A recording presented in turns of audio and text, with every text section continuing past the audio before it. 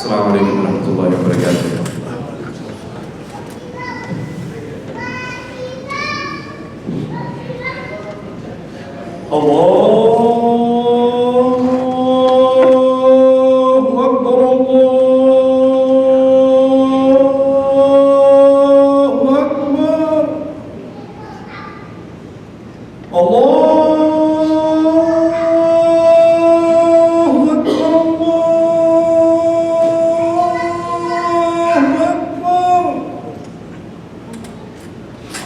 أشهد أن لا إله إلا الله.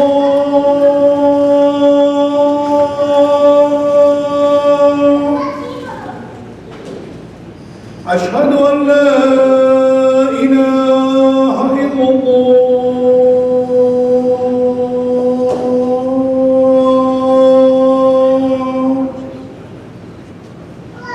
أشهد أن محمدا رسول الله.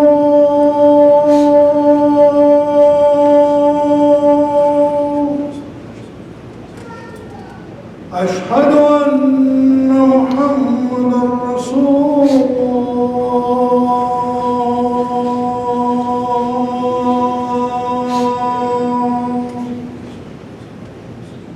حي على الصلاة.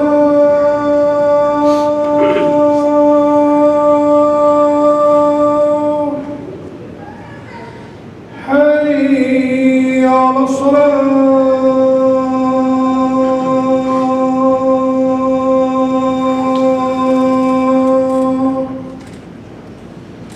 حي على الفلاح.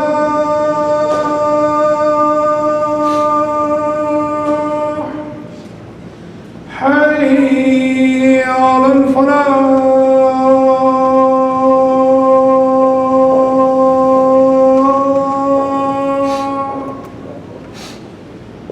الله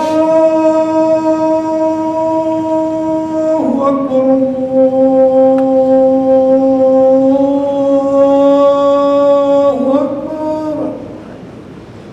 لا إله إلا الله.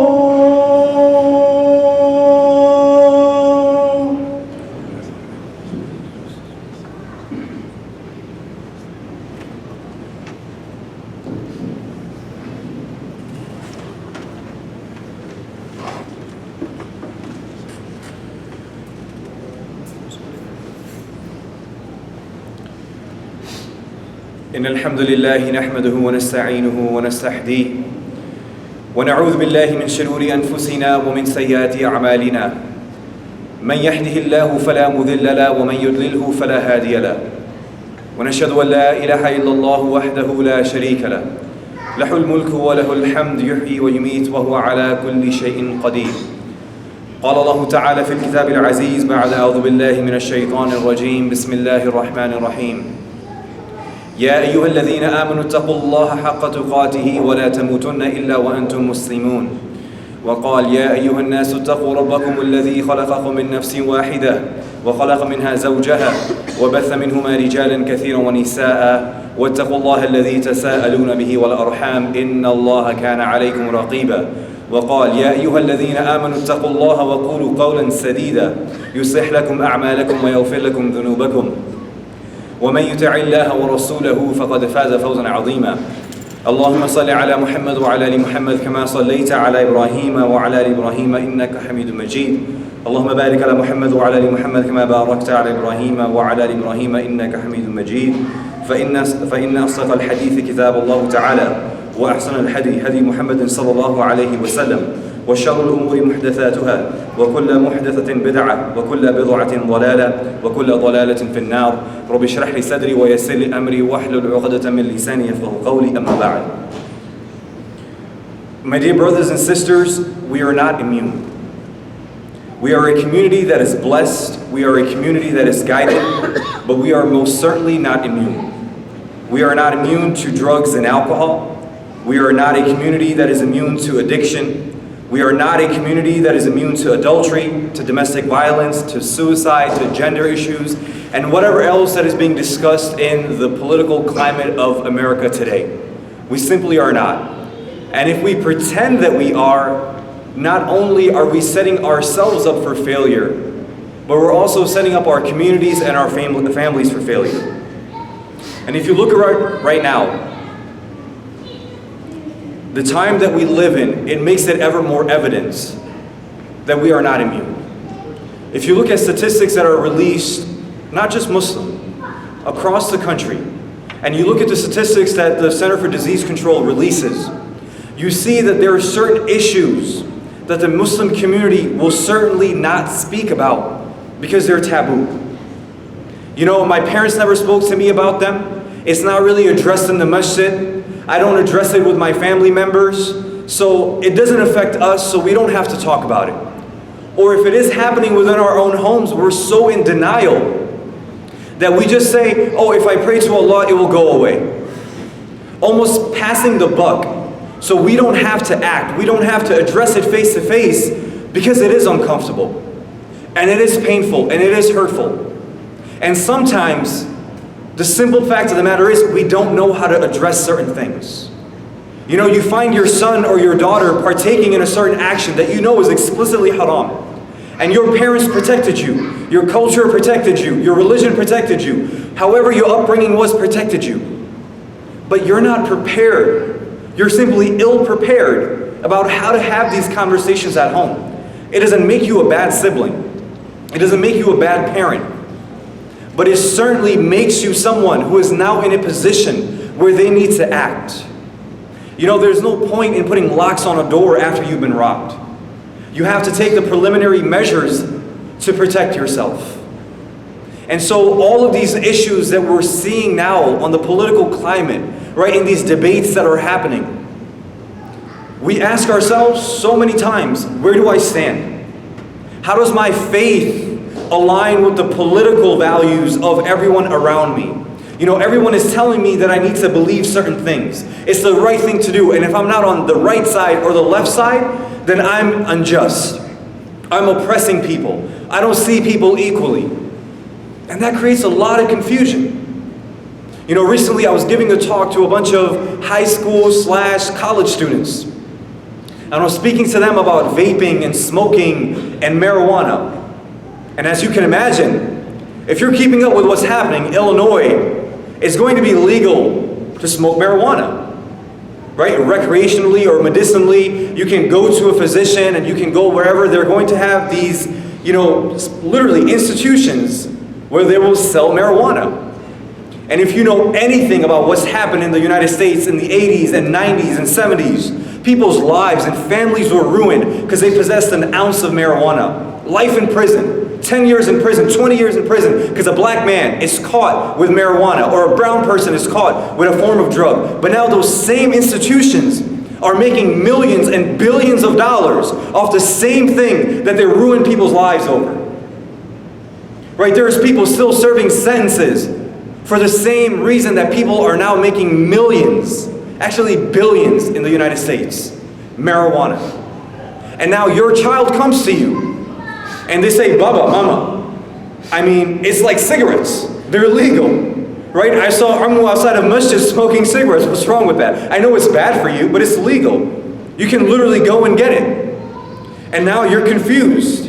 Yes, it's legal, but it's still haram. Well, they don't get it because it's normalized and accepted and even encouraged. It's a business. People are telling you to invest in marijuana because that's a new business.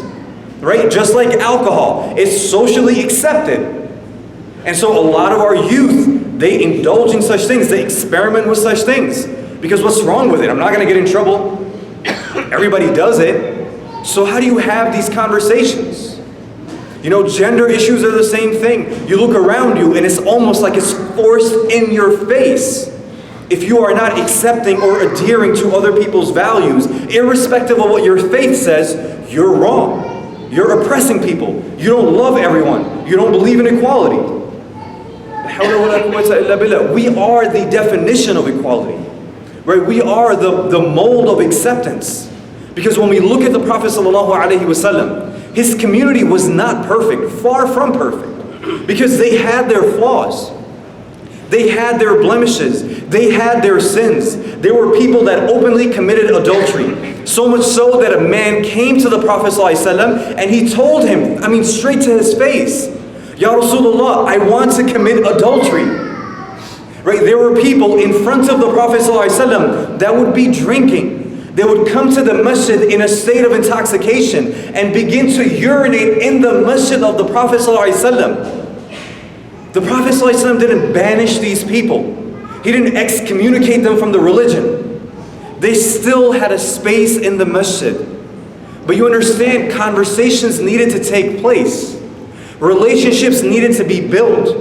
Education needed to be carried out. And an environment of openness, there's a difference. Right? There's nuances, but an environment that is welcoming and accepting of the people, irrespective of the sins that they're committing. Because you see, the heart is a very sensitive organ.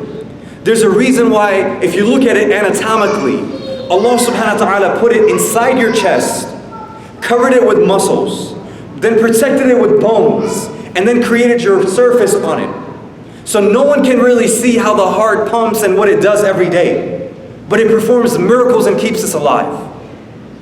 Similarly, in a spiritual sense, there's a reason why the heart is where it's placed. Because only Allah subhanahu wa ta'ala knows the contents of the heart, and only Allah subhanahu wa ta'ala is capable of forgiving sins and accepting tawbah. And that's the first thing that we have to remember as community members. It is not our place to send anyone to the hellfire.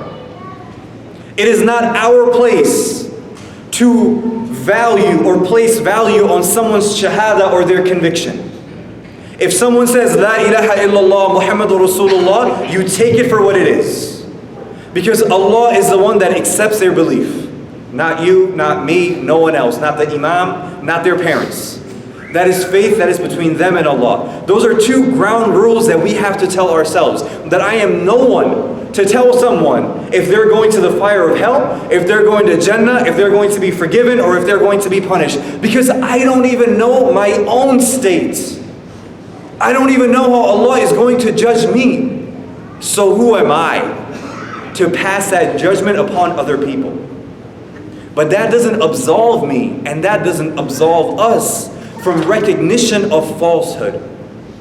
And that's why the Prophet ﷺ told us that if you are a witness to an injustice, if you are a witness to an oppression, to a wrong that is happening, it is an obligation upon you to rectify that wrong.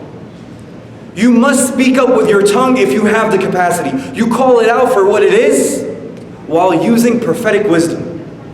Not humiliating people, not banishment, right? Not belittling and destroying people, but using wisdom.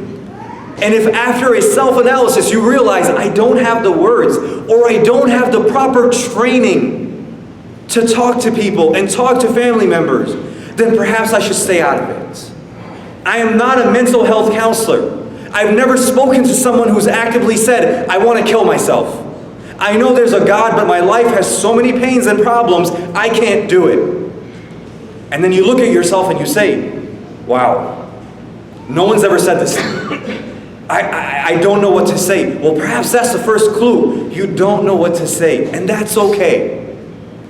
Number two, the Prophet ﷺ said, if you're incapable of speaking and addressing it verbally and calling it out and stopping it, right, then you call it out. And if you're not able to do that, if you're not able to physically stop a wrong, and you're not able to verbally stop a wrong or call it out for what it is, then you acknowledge and understand within your heart that what's happening is wrong. That irrespective of everyone accepting and endorsing and promoting a haram, which Allah subhanahu wa ta'ala has clearly defined in His book, and the Prophet sallallahu alaihi wasallam has defined in His sunnah that it is impermissible, you understand and acknowledge in your heart that that's wrong.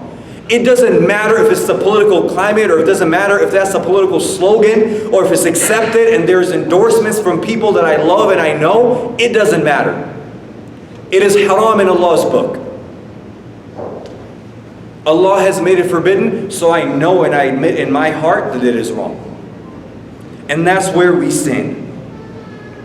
You know, I recently took care of a patient that was a heroin addict, and we see that a lot in Chicago. People will come from overdoses.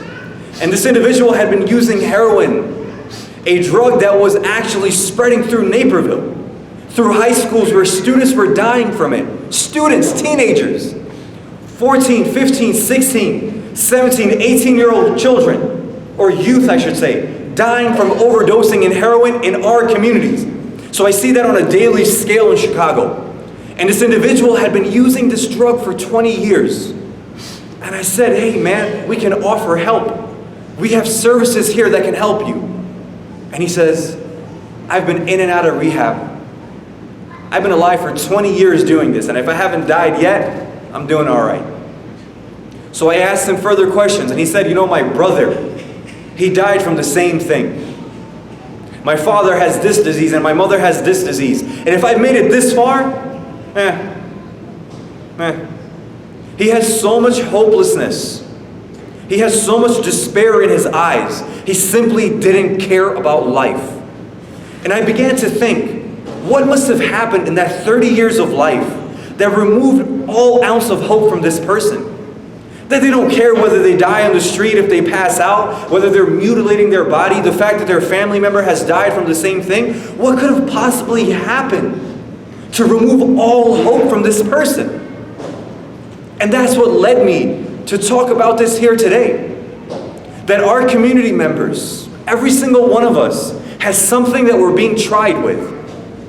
We're either being tried spiritually, we're either being tried financially, we're being tried emotionally, we're being tried physically. And sometimes the trial is so much that a thought comes to us and says, that's it. That's it. And with that, I refer us back to a verse in the Quran, where Allah subhanahu wa ta'ala says, أَمْ حَسِبْتُمْ أَن تَدْخُلُوا الْجَنَّةَ وَلَمَّا يَأْتِكُمْ مَثَلُ الَّذِينَ خَلَوْا مِنْ قَبْلِكُمْ مَسَّتْهُمُ الْبَأْسَاءُ وَالضَّرَّاءُ وَزُلْزِلُوا حَتَّى يَقُولَ الرَّسُولُ وَالَّذِينَ آمَنُوا مَعَهُ مَتَى نَصْرُ اللَّهِ أَلَا إِنَّ نَصْرَ اللَّهِ قَرِيبٌ. Do you think that you will enter paradise while such trials has not come to you as they came to those who passed on before you? They were touched by poverty, and they were touched by hardship, and they were shaken to their cores until the messenger and those who believed with him said, when is the help of Allah going to come? Unquestionably, undoubtedly, the help of Allah is near. So what's happening to us right now, it's not something that has not happened to the predecessors that came before us. You know, you look around you and you look at addiction and you look at people taking their lives and you look at everything, literally every trial. It came to the people before us. That's why Allah subhanahu wa ta'ala puts this in the Quran, that people were at the brink of just collapsing spiritually. They were tested so severely. And so they look up and they're like, when is the help of Allah going to come? Like, when is the alleviation going to come? And that's when Allah says, undoubtedly. Don't even question it for a moment. The help of Allah is near. Whether the help is already here in the fact that you remain Muslim and you have that guilt in your heart that lets you know there's a problem, so you're actively seeking it out. Or the fact that the help of Allah will come in a manner when you least expect it. And sometimes it is in the form of salah, and it is in the form of dua, and other times it is in the form of a smiling person who looks at you in such a beautiful and welcoming manner that it changes your perspective on life. But the help of Allah subhanahu wa ta'ala is near. And we see from the story of Yusuf alayhi salam and Yaqub alayhi salam, when he loses literally the most precious thing to him, right, his child, a part of him, grief strikes him to the point where he's crying so much that he loses his sight, he goes blind. Because no grief has struck his heart that has ailed him so much. But what does he do, even in that state? Because this is the prophet whose faith is unshakable. But he still mourns, and he still feels pain, and he's still hurting. He says to his sons, certainly no one despairs in Allah's mercy except the people who disbelieve. No one despairs in the mercy of Allah except those people who have completely disbelieved. Disbelieved in what? Disbelieved in their Lord. Disbelieved in His promise. Disbelieved in that there is hope. that there is going to be a calm that is going to come after the trial.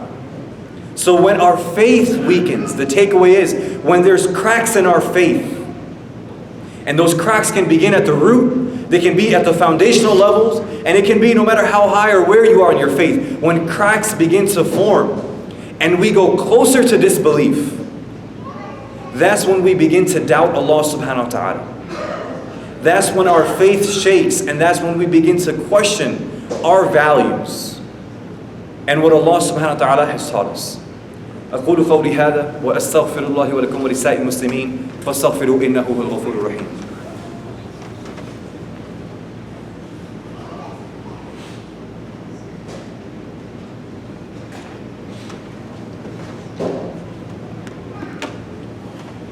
الحمد لله رب العالمين والصلاة والسلام على رسوله الكريم والعاقبة للمتقين ولا عدوان إلا على الظالمين وأشهد أن لا إله إلا الله وأشهد أن محمد رسول الله. As I was doing research for this khutbah, I was looking for statistics pertaining to Muslims.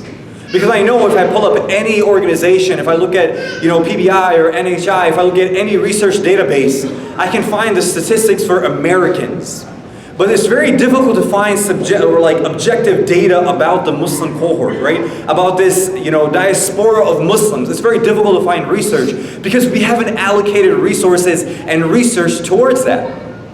But what I did find was that according to the studies that have been conducted, Muslims who've attempted suicide, among the main drivers are family environments, cultural conflicts, mental illness, domestic violence, substance abuse, and financial loss. Every single person in our community is going through one thing or another. So every single person is not going to receive the same cookie cutter answer. Have faith in Allah, pray, make dua, and inshallah it'll get better. Do you realize a financial crisis, if you're broke and you can't pay your rent next month and you're going to end up homeless? Do you realize telling a person, make dua, inshallah it'll all work out, is not going to help them? Of course, undoubtedly you're going to make dua for them because they're your brother in faith. But what they need is an actual solution to this financial travesty that has struck. Right? If somebody's going through a divorce because of domestic violence, and you say, no, you should have sabr. Allah appointed a partner to you. You have to have faith. You'll get through it. Do you realize the damage you've done to this person who's already damaged that home? If someone's child is going through an addiction, and you go and you say, well, if you taught them from the beginning, and if there were more at the masjid and they didn't hang out with X, Y, and Z, do you realize what a humiliating advice you've given someone? And that's not an advice. You've actually destroyed your brother in faith. Do you realize how damaging our words can be? I mean, just as our inaction and inability to act is destructive, so are our words that are thoughtlessly conveyed. Words that have no meaning and no value and nothing constructive destroys our communities. So that's why we have to use that prophetic wisdom, that if I am not equipped with the right sources and the right tools and the right specialty and the right training, then maybe I shouldn't be giving advice. Maybe I shouldn't give this unsolicited hikmah that no one asked for, because it's not doing anyone any good. Perhaps the most important part of the research that is coming out is guidance on how to recognize and respond to someone contemplating certain things. How to respond to someone who's contemplating suicide. And why do I bring this up? Because it's happening in the Muslim community. People lose hope in everything, not just Allah, in everything, in their family, in their life, any positive thing that may happen. And we don't know how to address it. They say the number one thing is to listen and empathize rather than launch into religious lectures. Do not say to people, don't you know that suicide is haram? Don't you know that you're going to go to the hellfire if you do X, Y, and Z? Because at this point, you have to understand, that's what taqwa is. Right? When we say in Ramadan, fasting has been revealed so you gain taqwa, you gain God consciousness and God awareness. Well, obviously, somebody's not connected to Allah at that level where they understand heaven and hell, where they understand displeasing Allah or pleasing Allah. We are way past that point. So guilt-tripping someone or perhaps addressing it at a root manner, which it doesn't affect the issue, won't help. But understanding their pain and what is causing them that hurt or what has driven them to that point, that is going to be more therapeutic at that time. There's a time for everything. Of course we have to fear Allah. And of course we fear Allah's punishment. And of course we have hope in Allah. But what am I doing right now that's going to help that person? We as community members, when we see someone in our community, when issues are brought up, that this family is afflicted with X, Y, and Z. This brother is going through this sister is going through this, or it becomes public knowledge that someone is committing this sin. What do we do as community members? First of all, we give them the same love, the same care, the same respect that you would have provided had the person committed any other sin. You do. You give the people the love and affection that they need so they don't completely hate themselves even more and detach themselves from a community. Because when we don't have a safe space, we will become alienated and we will fall apart. There's a very clear difference and distinction between the words that I'm using. I'm not saying condone, and I'm not saying praise. What I'm saying is accept and forgive, and then guide, love, accept, encourage. Positive behaviors. Literally taken from a toolkit from the Family and Youth Institute. This is advice that all of us need. When we're approached by someone, or we see someone, or an issue has been brought to our attention, there's some simple steps that we can take. We're not medical professionals, we're not psychological experts, but as community members and family members, as parents, as brothers, as cousins, what can we do? Number one, stay calm. It's inevitable as human beings for us to have a reaction, a knee-jerk reaction when something we don't like happens or something that causes us pain. We want to react. Try your best to stay calm. Number two, listen and don't preach. Listen with the ears and keep the tongue silent for now. There's a time and place for everything. Number three, assess the situation. Because beyond what you're hearing right now and what you're seeing at face value of the person, that just may be the tip of the iceberg. So assess the entire situation. Assess the risk. This person may not just be losing their job.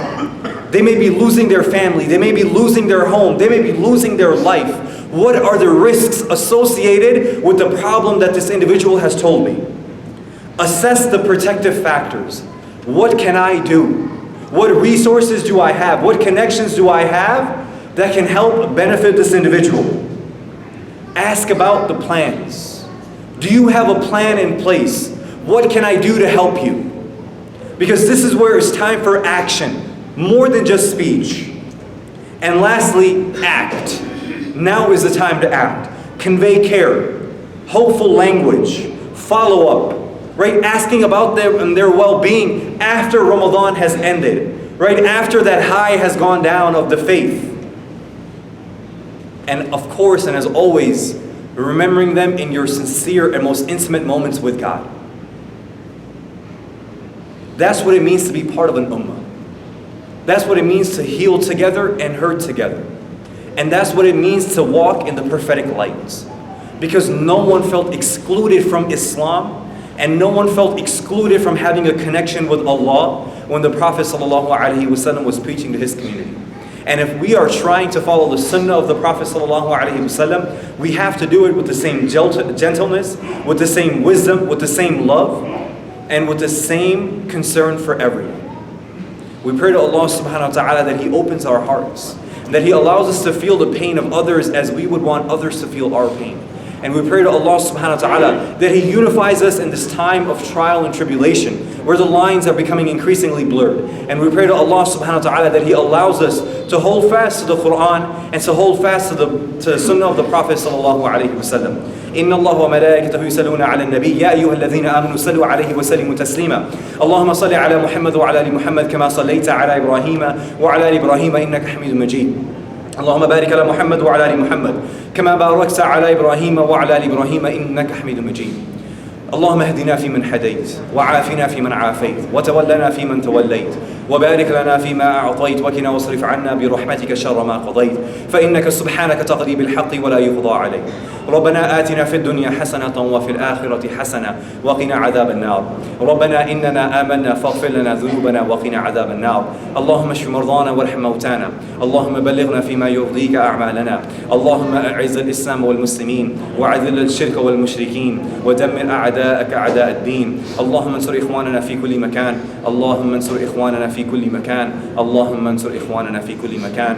عباد الله، إن الله يأمر بالعدل والإحسان وإيتاء ذي القربى وينهى عن الفحشاء والمنكر والبغي يعظكم لعلكم تذكرون. أقيموا الصلاة.